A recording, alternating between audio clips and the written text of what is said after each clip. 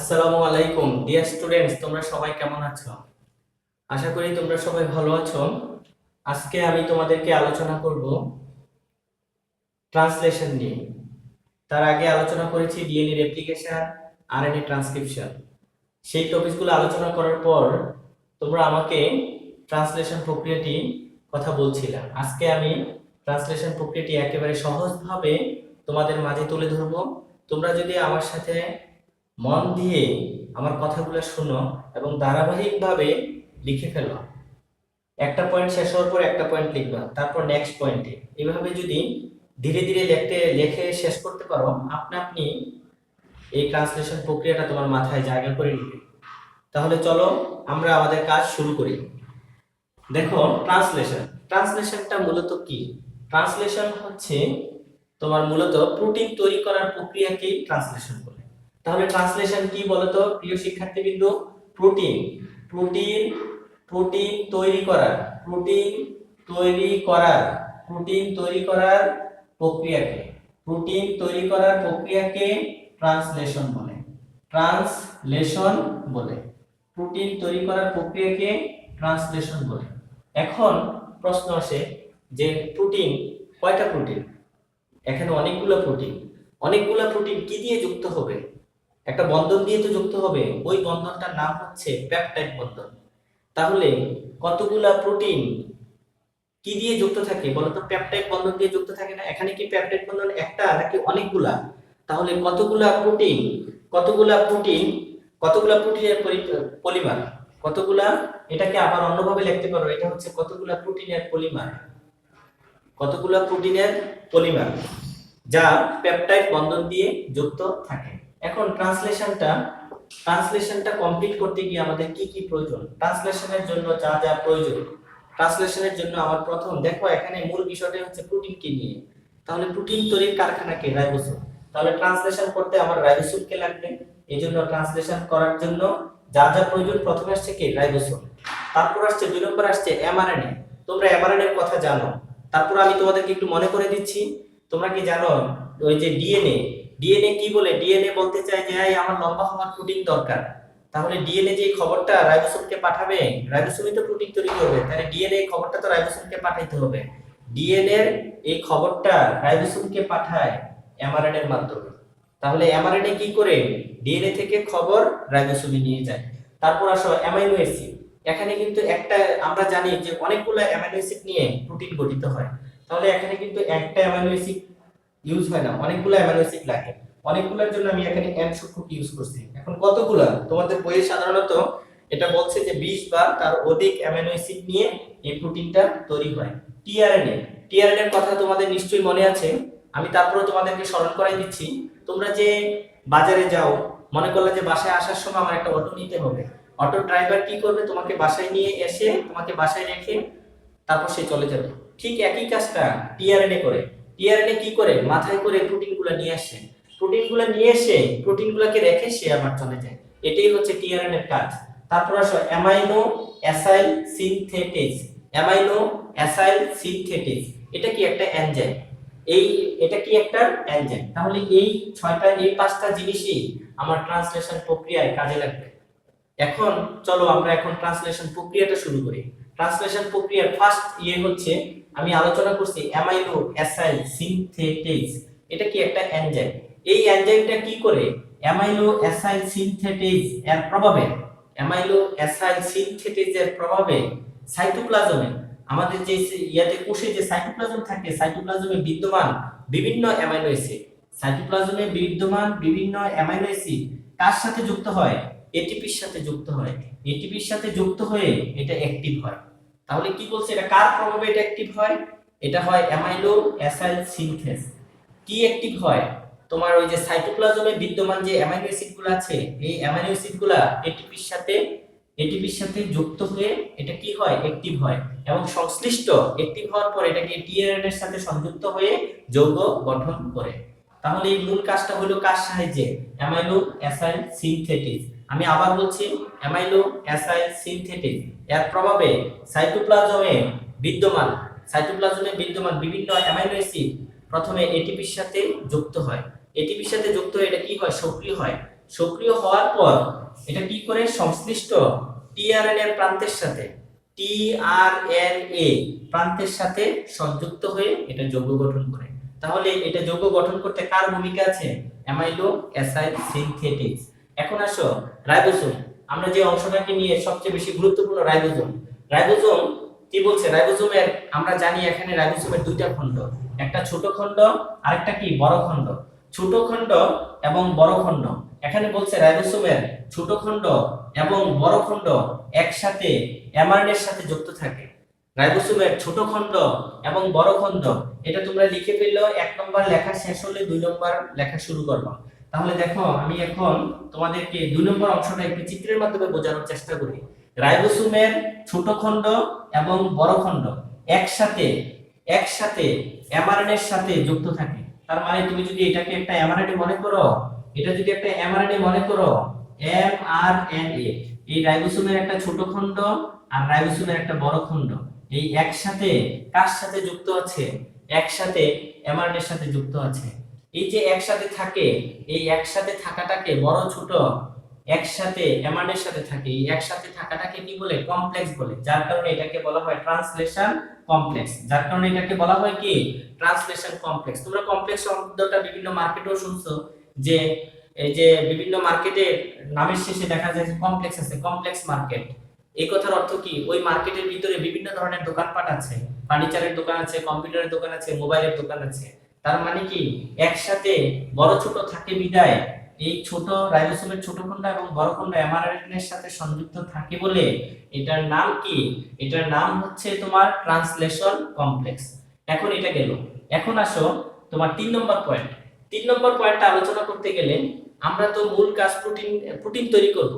তাহলে প্রোটিনের প্রথম উপাদান হচ্ছে AUG। এই যে এমআরএনএ কি করে প্রোটিন তৈরি করবে? এই প্রোটিনের প্রথম উপাদান AUG। এই প্রথম উপাদানটা হচ্ছে AUG, প্রোটিনের প্রথম উপাদান। আচ্ছা 3 নম্বর পয়েন্টটা বোঝানোর জন্য আমি চিত্রটা আবার একটু আঁকি তোমাদেরকে সহজ করার জন্য। তাহলে প্রোটিনের প্রথম উপাদান। আচ্ছা দেখো এটা হচ্ছে রাইবোসোমের বড় খণ্ড, মনে আছে তোমাদের রাইবোসোমের বড় খণ্ড, আর এটা হচ্ছে রাইবোসোমের কি খণ্ড? ছোট খণ্ড। তাহলে প্রোটিনের প্রথম উপাদান AUG, প্রোটিনের প্রথম উপাদান AUG, যাকে মেথিওনিন বলে। যাকে কি বলে? মেথিওনিন বলে। প্রোটিনের প্রথম উপাদান যাকে কি বলে? মেথিওনিন বলে। এই প্রোটিনের প্রথম উপাদানের সাথে কি হয়? তোমরা কি বলতে পারো? প্রোটিনের প্রথম উপাদান আমরা জানি, তোমার এখানে লেখছি দেখো, প্রোটিনের প্রথম উপাদান AUG। ইয়াতে উপাদানটা কয়টা নিয়ে গঠিত? 3টা করে মিলে কোড তৈরি হয়। এখানে কয়টা? 1 2 3, 3টা করে মিলে কোড তৈরি হয়েছে AUG, যা মেথিওনিন। এর সাথে টিআরএনএ চিহ্ন কিভাবে? টিআরএনএ তো তোমাদেরকে বলছিলাম কি এটা হচ্ছে একটা টিআরএনএ। এই টিআরএনএরও এখানে 3টা করে নিয়ে একটা কোড তৈরি হবে। টিআরএনএটা কিন্তু এমআরএনএর যে প্রোটিন আছে তার বিপরীতে অবস্থান করতেছে। এজন্য এই টিআরএনএ এর কোডনকে বলা হয় অ্যান্টিকোডন। টিআরএনএ যে কোড থাকে সেটাকে বলে অ্যান্টিকোডন। কি? অ্যান্টিকোডন। তাহলে মেথিওনিনের সাথে এই যে দেখো এই কথাটা নিতে গেলে তুমি চিত্রটা বুঝতে হবে যে প্রোটিনের প্রথম উপাদান AUG যা মেথিওনিন। AUGর নাম কি? মেথিওনিন। এটা কিন্তু পরীক্ষায় আসে, মেডিকেল পরীক্ষায় আসছে, অনেকবার আসছে কোশ্চেনটা। যা মেথিওনিন, তোমাদের বইয়ে এরকম প্রোটিন দুইটার নাম দেওয়া আছে কিন্তু প্রথম নামটা বেশিরভাগ আসে মেথিওনিন। তাহলে কি প্রোটিনের প্রথম উপাদান AUG, যাকে কি বলে? মেথিওনিন বলে। এই মেথিওনিনের সাথে টিআরএনএটা কিভাবে অবস্থান করতেছে? ওই যে এমআরএনএ এর যে প্রথম ইয়াটা আছে, প্রোটিন উপাদানটা আছে, তার বিপরীতে অবস্থান করতেছে। এইজন্য টিআরএনএ এর কোডনগুলোকে বলা হয় অ্যান্টিকোডন।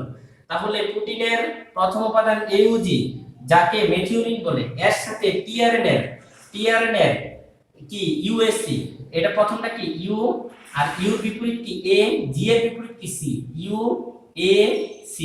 ইউএসি, যা অ্যান্টিকোডনের সংযুক্তি ঘটে। এই সংযুক্তি ঘটা মানেই হচ্ছে এই প্রোটনটাকে রিড করা শেষ হয়েছে। এখানে যে AUG প্রোটন আছে, এই প্রোটনটাকে রিড করা শেষ হয়েছে। এই প্রোটন রিড করার পর সে দ্বিতীয় কি বলো? প্রোটিনের উপাদানকে রিড করবে। এইভাবে সে আস্তে আস্তে রিড করে প্রোটিন তৈরি করে ফেলবে। যেমন এটা দ্বিতীয় এই যে প্রোটিনের উপাদানটা হচ্ছে সিসিজি, তাহলে এই 3 নম্বর পর্যন্ত আমার কমপ্লিট। এখন আসো 4 নম্বর পয়েন্ট, এইউজিকে এইউজিকে এইউজিকে এইউজিকে রিড করার পর 4 নম্বরে কি লিখবেন বলেন তো? এইউজি এইউজিকে তো রিড করছে, কে রিড করছে? টিআরএনএ এর অ্যান্টিকোডন রিড করার পর এটা কাকে রিড করবে? সিসিজিকে। এইউজিকে রিড করার পর এইউজিকে রিড করার পর এইউজিকে রিড করার পর এইউজিকে রিড করার পর সিসিজিকে সিসিজিকে সিসিজিকে সিসিজিকে সিসিজিকে রিড করবে, সিসিজিকে রিড করে প্রোটিন তৈরি করবে, রিড করে প্রোটিন তৈরি করবে, প্রোটিন তৈরি করবে, যাকে যাকে ট্রান্সলেশন বলে, যাকে কি বলে?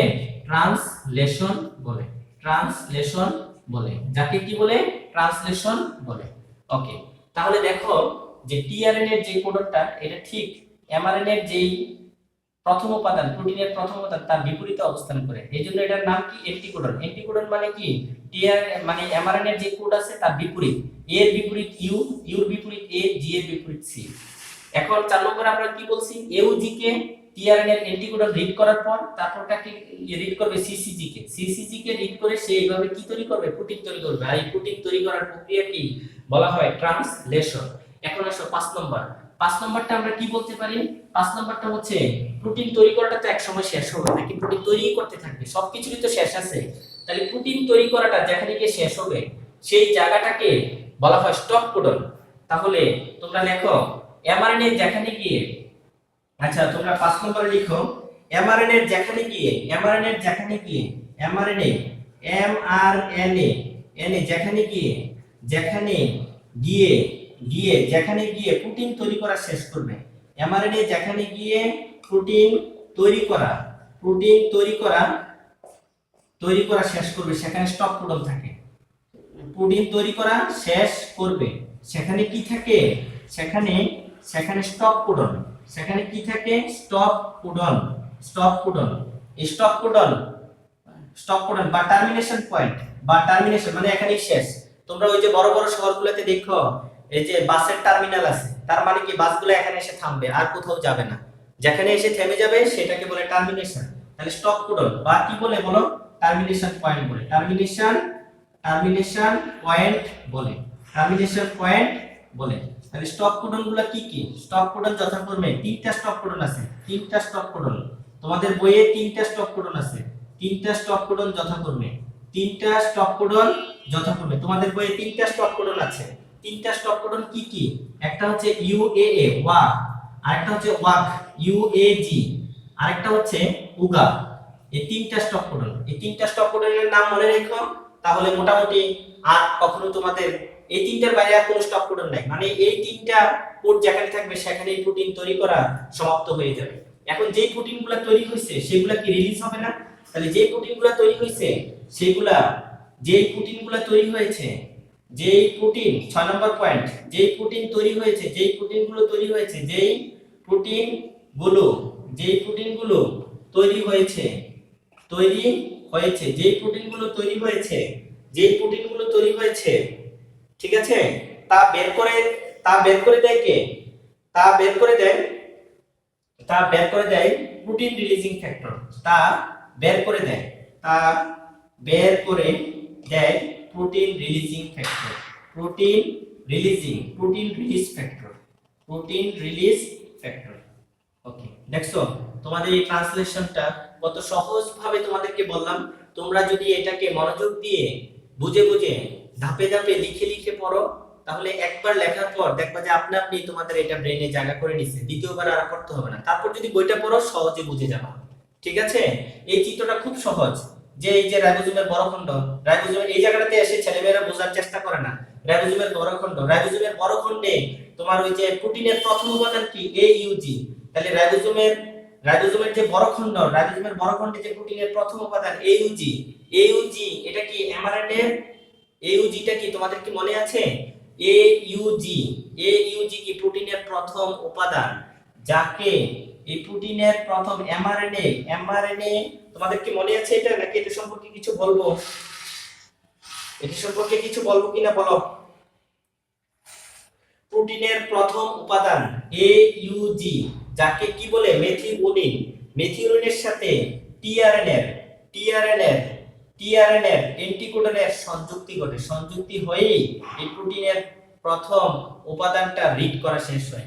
এটা যখন রিড শেষ হবে পরবর্তীতে এটা রিড করবে। এইভাবেই ধারাবাহিকভাবে সেই প্রোটিন তৈরি করে যাবে। একটা সময় গিয়ে প্রোটিন তৈরি করা শেষ হয়ে যাবে, সেটাকে বলে টার্মিনেশন পয়েন্ট। টার্মিনেশন পয়েন্ট যেখানে শেষ হবে এখানে তিনটা কোড থাকে। কোডগুলো কি UAA, UAG, UGA, মানে কি ওয়াক, ওগা। এখন আসো এই চ্যাপ্টার সম্পর্কে, এই ট্রান্সলেশন সম্পর্কে তোমাদেরকে আমি তিনটা কুইজ দিব।